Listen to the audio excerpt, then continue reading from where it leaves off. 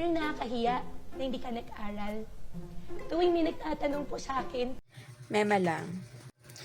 Okay, as an English teacher ng mga Chinese students na meron ako, tinatanong ko muna ang mga, sa trial class kasi, magkakaroon kami ng trial class, i-assess ko ang mga students ko, mga soon-to-be students ko na, ano kayong level nito?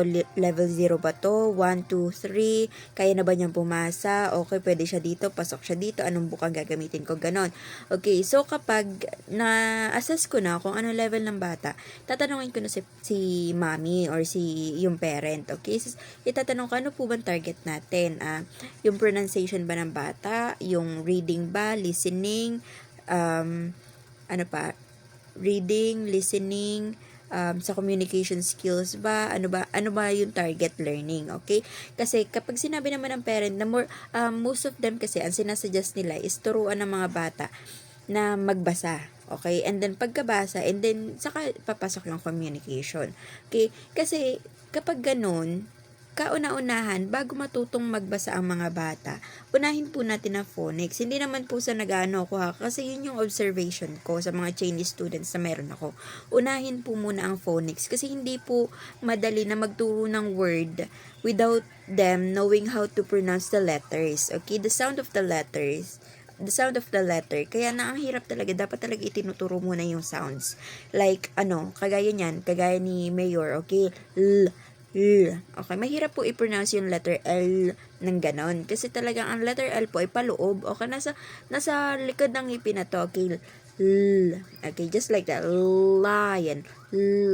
Lumabas man siya, pero hindi yung kasing lion. Okay, mahirap kasi mag-iiba yung tunog ng lion. Okay. Nandito lang lion.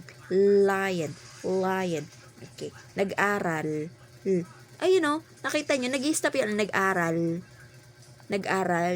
O, diba? Kaya talaga mag-iiba yung tunog. Kaya dapat talaga, super duper importante po ng phonics. Okay?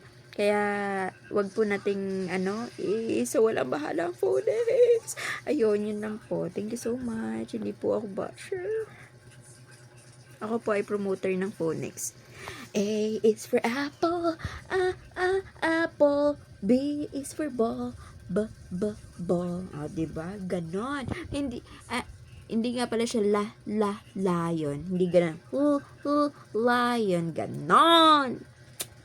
Pero hindi ako magaling, ha? May alam lang. Alam ko lang yung phonics. Kasi kota na ako.